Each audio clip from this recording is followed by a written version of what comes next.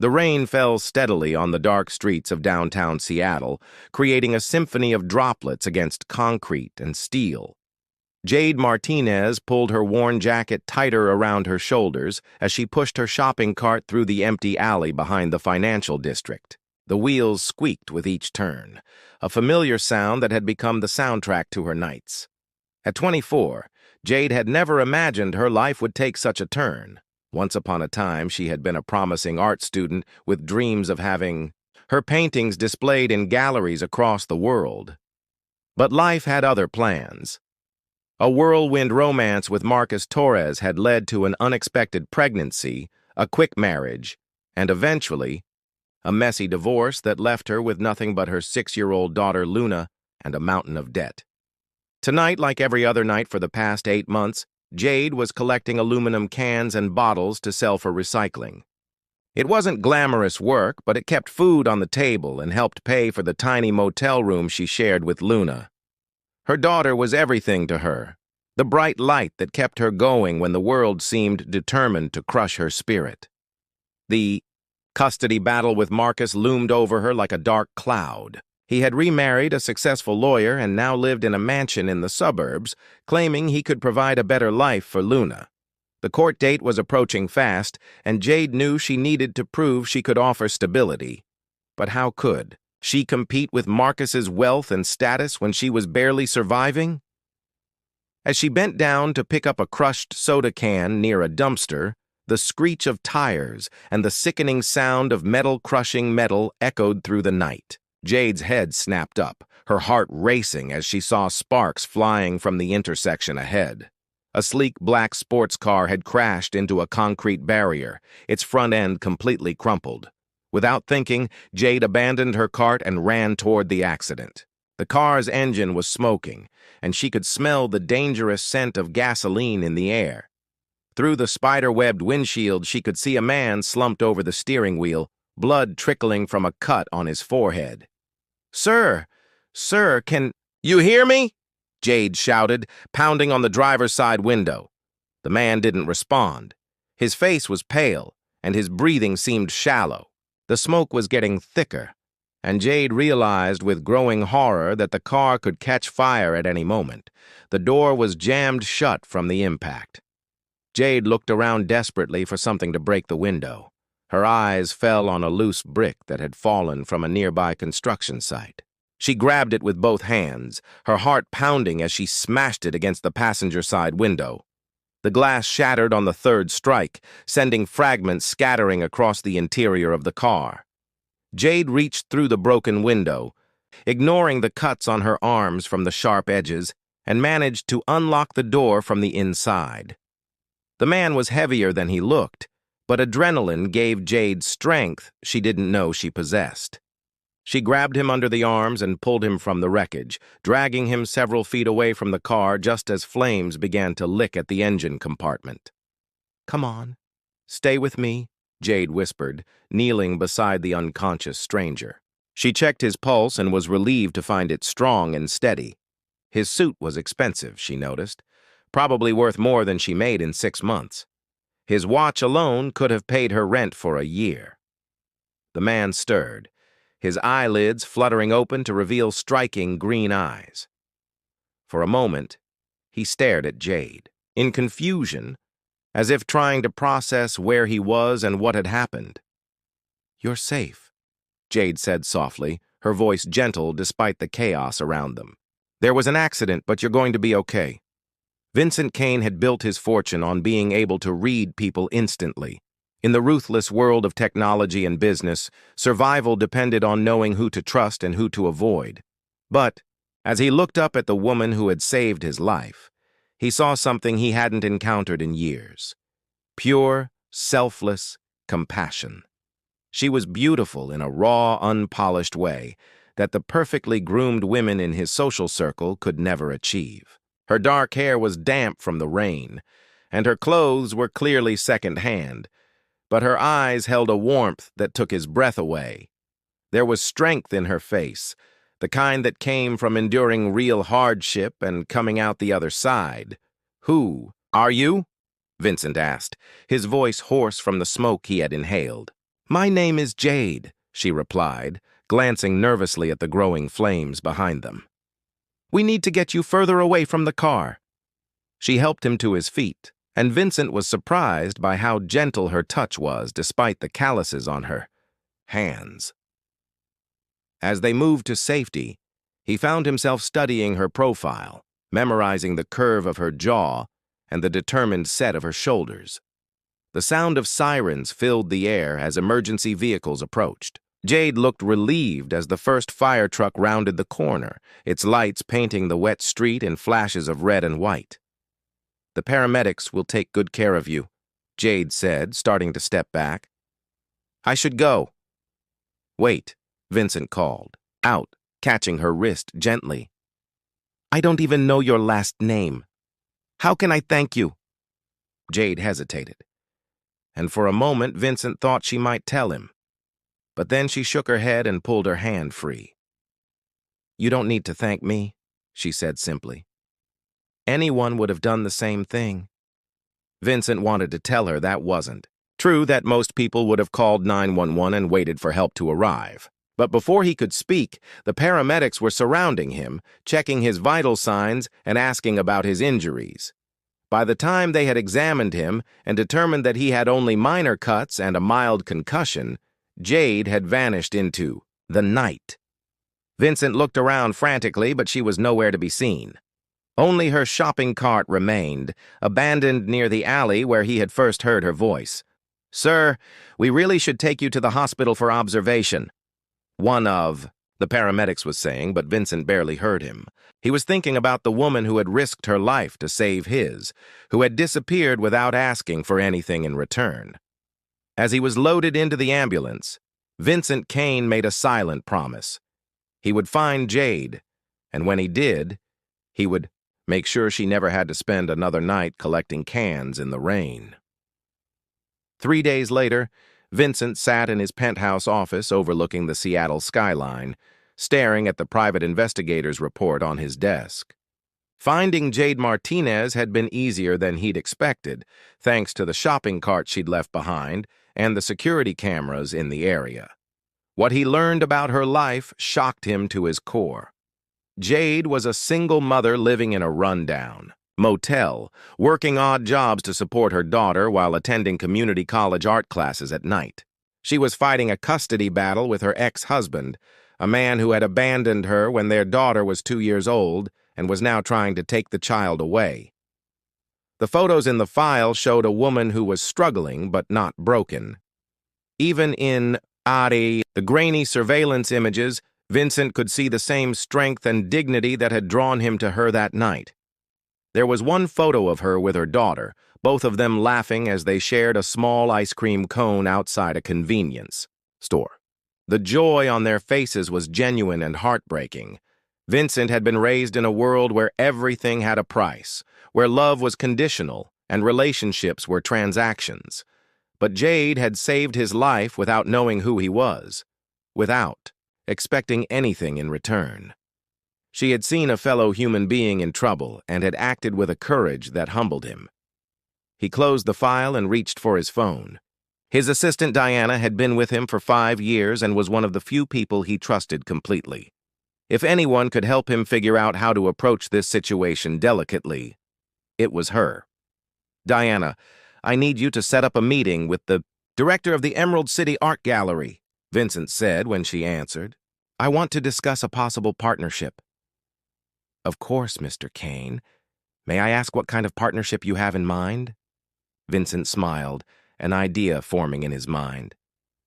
"I'm thinking about sponsoring a program for emerging artists, people who have talent, but need a chance to showcase their work." As he hung up the phone, Vincent felt a sense of purpose he hadn't experienced in years. Jade Martinez had saved his life, and now he was going to save hers. But he would have to be careful. Something told him that his mysterious savior was too proud to accept charity, even from the man whose life she had saved. The game was about to begin, and Vincent Kane had never played for stakes this high. But then again, he had never met anyone like Jade Martinez before. 2 weeks had passed since the accident, and Vincent Kane found himself unable to focus on anything except the memory of green eyes filled with determination and a voice that had whispered reassurance in his darkest moment. He had built an empire, worth billions, commanded respect from world leaders, and had never met a problem he couldn't solve with money or influence. But Jade Martinez had become his most intriguing puzzle. Diana Cross knocked softly on his office door before entering.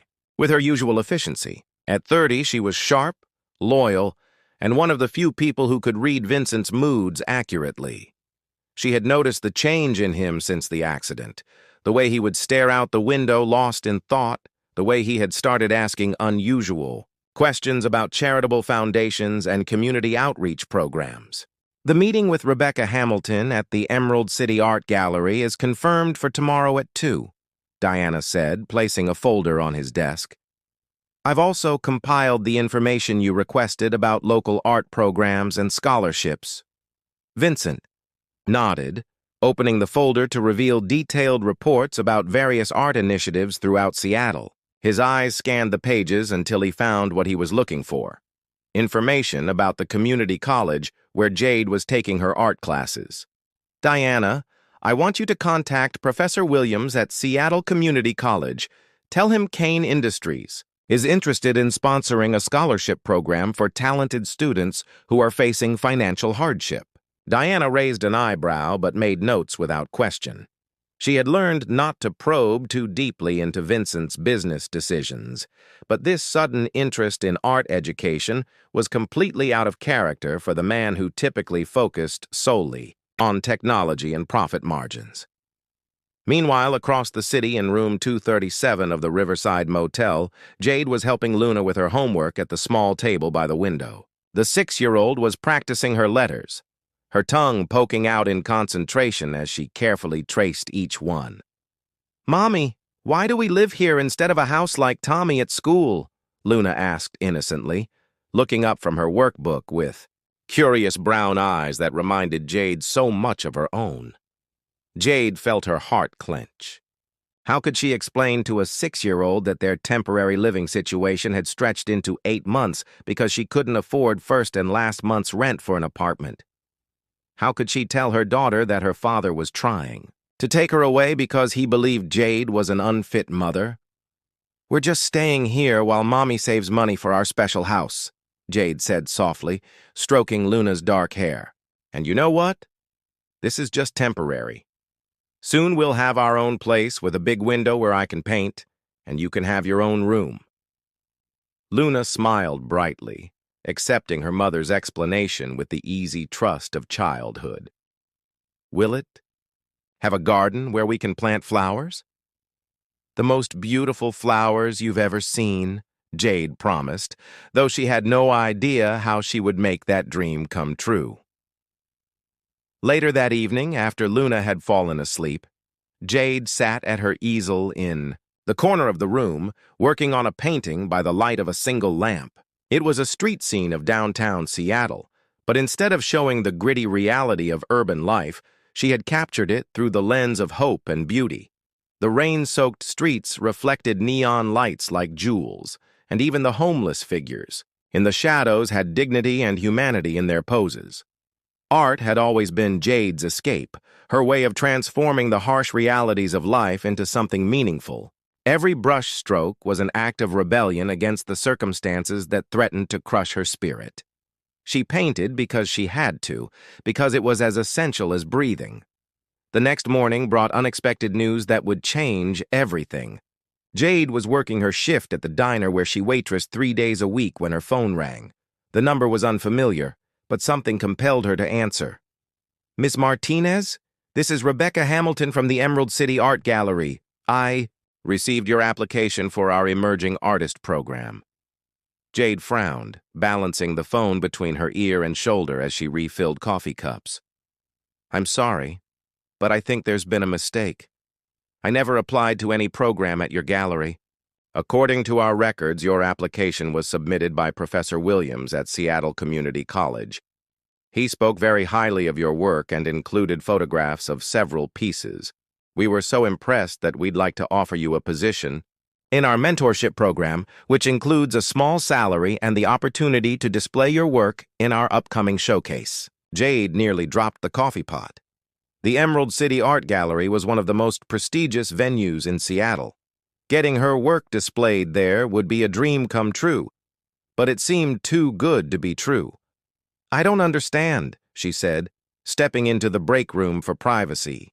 "Professor Williams never mentioned submitting my work anywhere." "Perhaps it was meant to be a surprise," Rebecca suggested warmly. "The program includes a monthly stipend of $3,000 plus commission on any pieces sold. We also have connections with affordable housing programs for artists.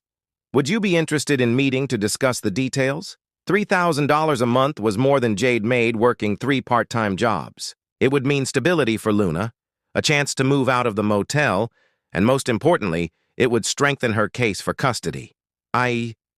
Yes, I would be very interested," Jade said, her voice barely above a whisper.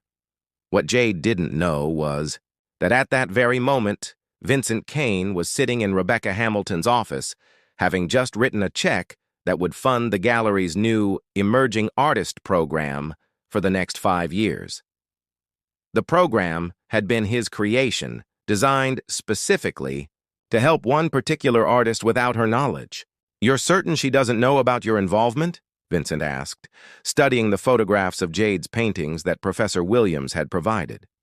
The work was extraordinary, filled with raw emotion and technical skill that took his breath away. "As far as she knows, this is a legitimate program that we've been planning for months," Rebecca assured him. "Professor Williams was happy to help once I explained we were looking for talented students facing financial hardship.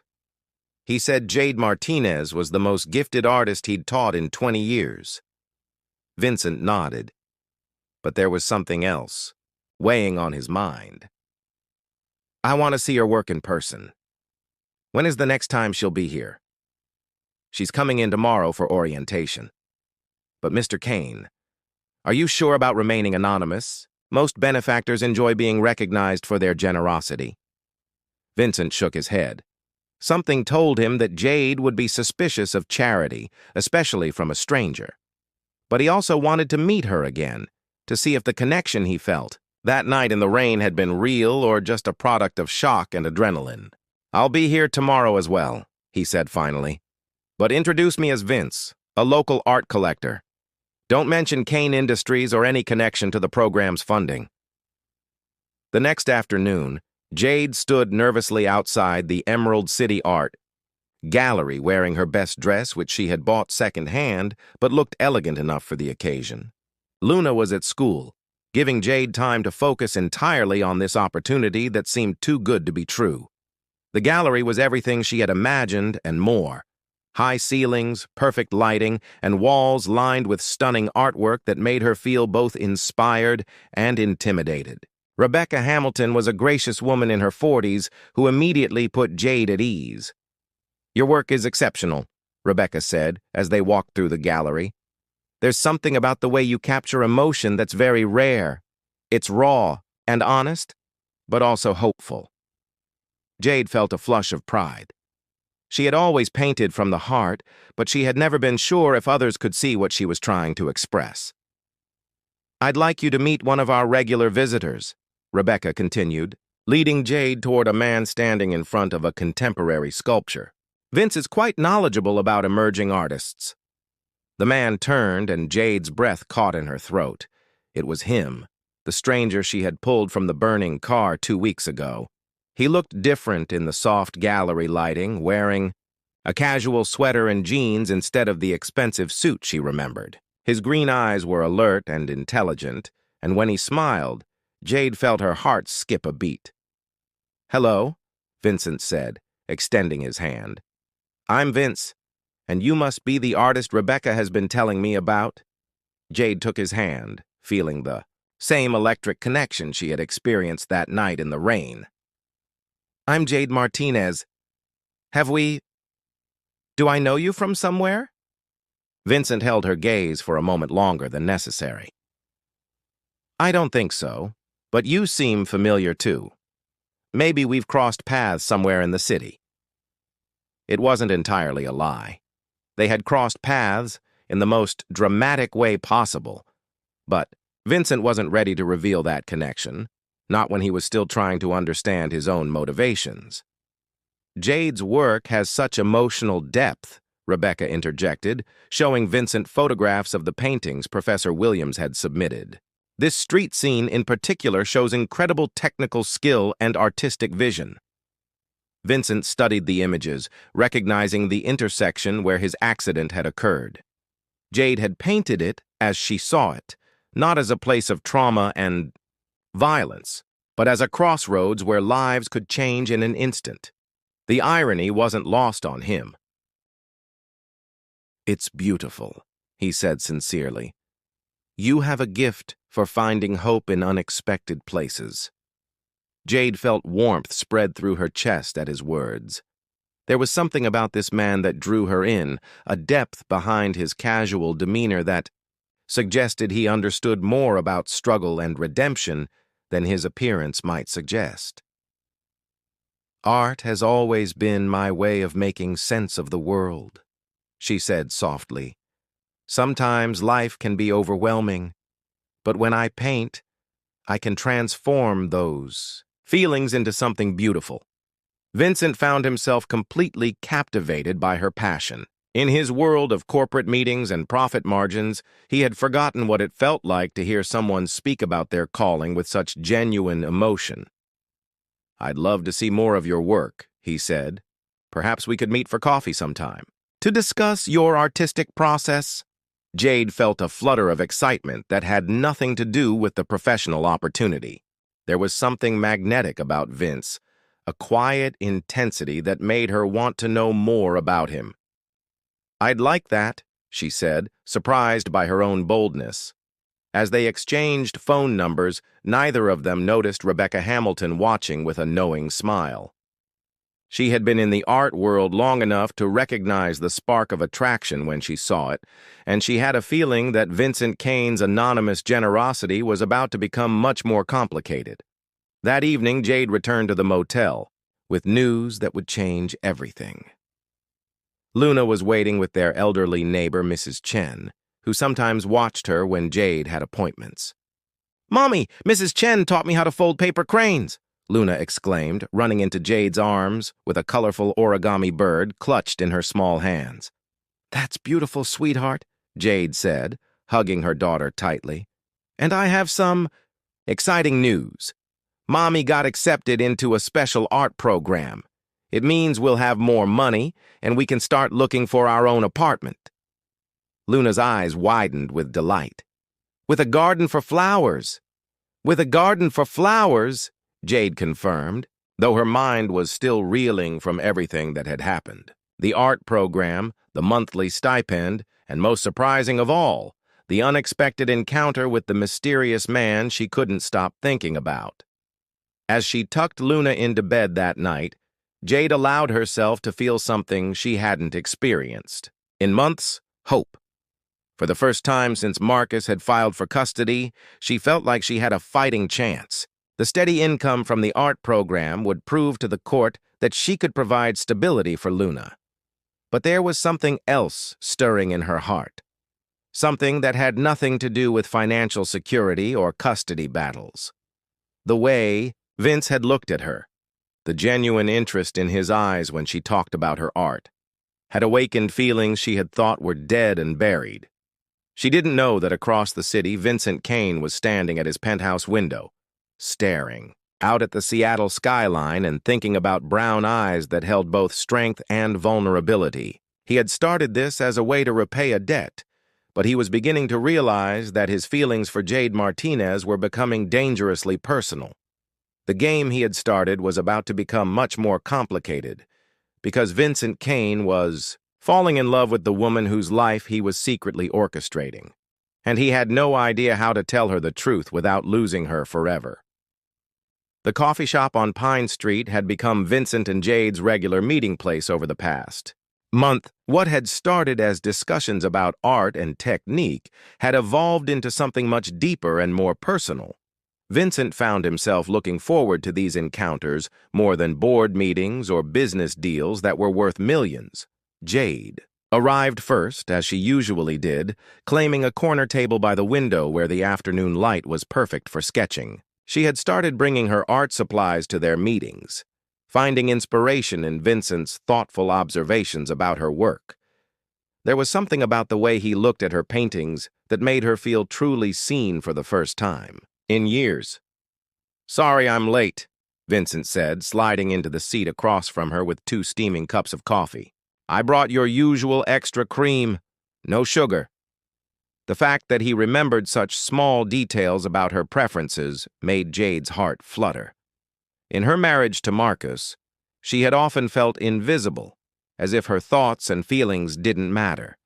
But Vince listened to every word she said with genuine interest, as if her opinions were the most important thing in the world. "I've been thinking about what you said last week," Jade said, showing him a new sketch she had been working on. "About finding beauty in imperfection. I tried to capture that idea in this piece." The drawing showed a cracked sidewalk where wildflowers had pushed through the concrete, creating something unexpectedly beautiful from urban decay.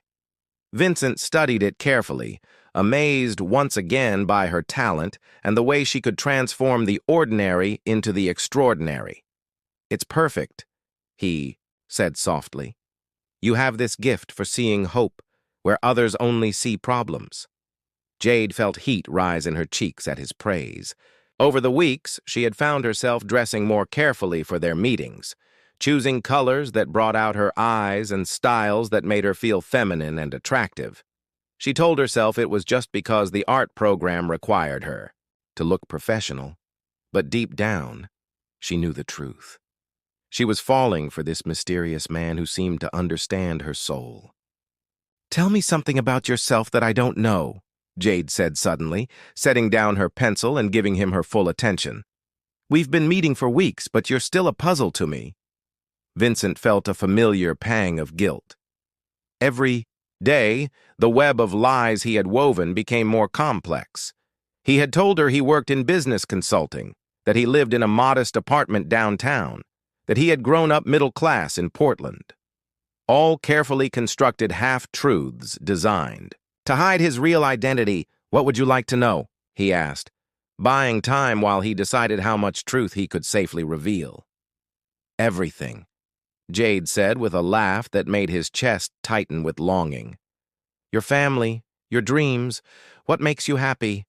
I feel like I've been doing all the talking." Vincent reached across the table and took her hand, marveling at how perfectly it fit in his. Her skin was soft, despite the calluses from her work, and he could feel her pulse quicken at his touch. "I grew up feeling like I never quite fit anywhere," he said, deciding to share at least part of his truth. "My parents had very specific expectations for my life, and I spent years trying to be the person they wanted me to be instead of figuring out who I really was." Jade squeezed his hand encouragingly. "And who are you, really?" Vincent looked into her eyes and felt something shift inside him. All his life, he had defined himself by his wealth, his business success, his ability to control and manipulate situations to his advantage. But sitting here with Jade, he felt like he was discovering parts of himself he had forgotten existed. "I'm someone who's been pretending for so long that I almost forgot what it felt like to be real," he admitted. "Until I met you." The honesty in his voice made Jade's breath catch. She had felt the same way during her marriage to Marcus, like she was playing a role that never quite fit. But with Vince, she felt free to be completely herself. "I know exactly what you mean," she whispered.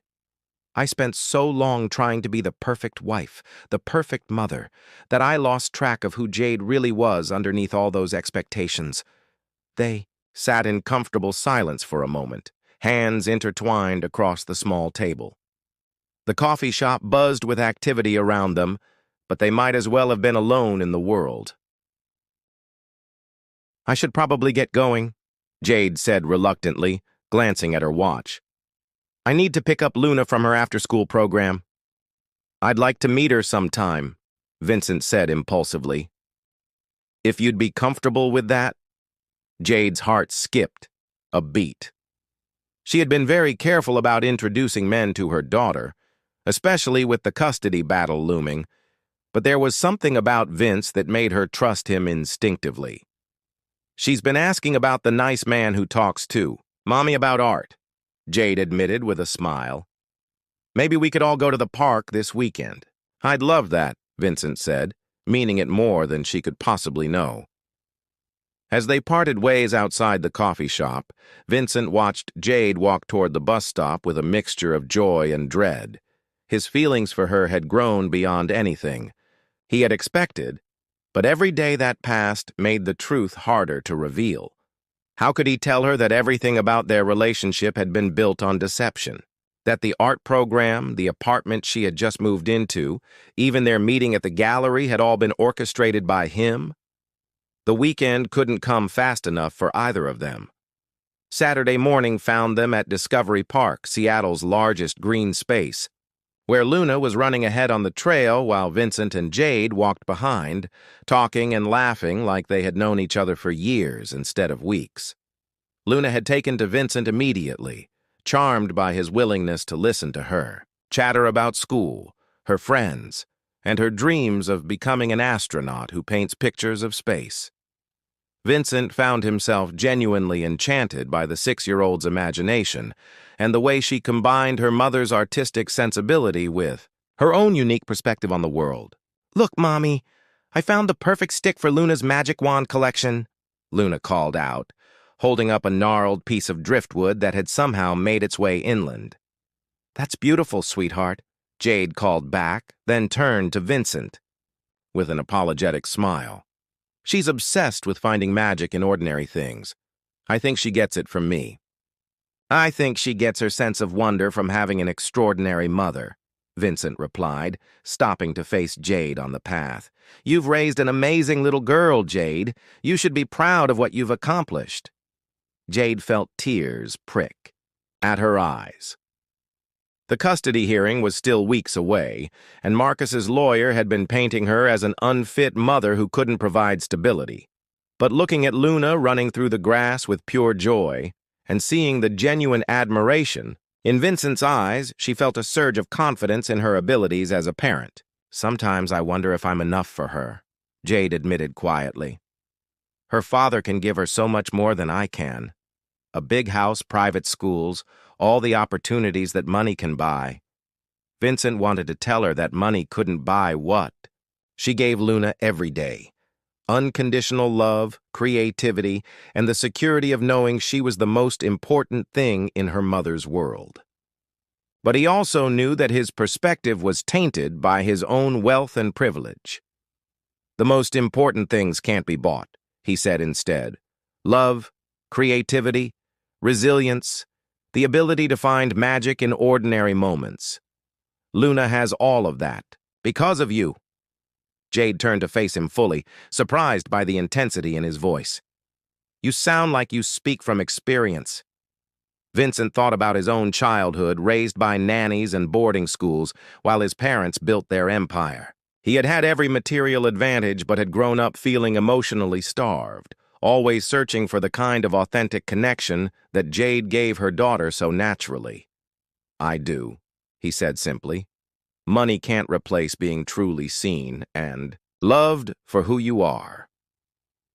Before Jade could respond, Luna came running back to them, her cheeks flushed with excitement and her pockets bulging with treasures she had found along the trail. "Vince, look what I found for you," she said, pulling out a smooth, heart-shaped stone. "Mommy says when you find a heart rock, it means someone special is thinking about you." Vincent knelt down to Luna's level, accepting the small gift with genuine emotion. "Thank you, Luna. This is perfect." As he slipped the stone into his pocket, Vincent caught Jade watching him with an expression that made his pulse race. There was tenderness in her eyes, and something deeper that looked suspiciously like the beginning of love. The afternoon passed in a blur of laughter, shared snacks, and quiet moments that felt more precious than any business deal Vincent had ever closed. When it was time to leave, Luna hugged him goodbye with the easy affection of childhood, and Jade's hug lingered just a moment longer than friendship required. "Thank you for today," she said softly. "Luna hasn't laughed like that in months." "Neither. Have I?" Vincent admitted, reluctant to let her go. As he drove home to his penthouse that evening, Vincent made a decision that terrified and excited him in equal measure. He was going to tell Jade the truth about who he was, about the art program, about everything. She deserved honesty, and he couldn't build a real relationship on lies, no matter how well-intentioned they had been. But first, he had one more secret, gift to arrange. Marcus Torres was about to discover that his custody battle had become much more complicated because Vincent Kane had just hired the best family law attorney in Seattle to represent Jade Martinez. And unlike his previous anonymous assistants, this time Vincent was prepared to step out of the shadows if necessary. The custody hearing was scheduled for the following month, and Vincent was determined that Jade would walk into that courtroom with every possible advantage. After that, he would tell her everything and face whatever consequences came with the truth. Because somewhere between their first meeting at the gallery and watching Luna run through the park with pure joy, Vincent Kane had realized that he wasn't just falling in love with Jade Martinez. He was falling in love with the idea of being part of a real family, something his money had never been able to buy. The only question now was whether Jade would be able to forgive him for the deception. When she learned the truth, Vincent had built his fortune on calculated risks, but he had never gambled with stakes this high. His heart, his future, and the happiness of the woman he loved all hung in the balance. As he stared out at the city lights from his penthouse window, Vincent touched the heart-shaped stone in his pocket and allowed himself to hope that love might be strong enough to overcome even the biggest lies. Because losing Jade and Luna now would be a price he wasn't sure he could pay.